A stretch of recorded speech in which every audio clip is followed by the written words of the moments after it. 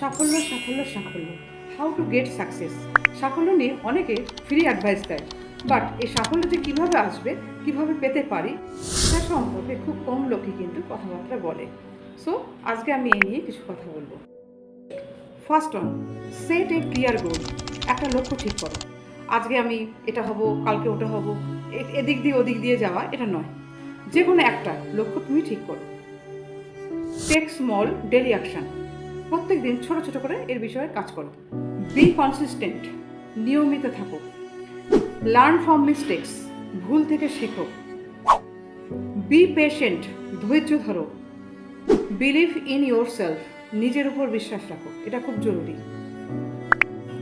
মনে রাখবে, success is not good luck, it's a daily effort.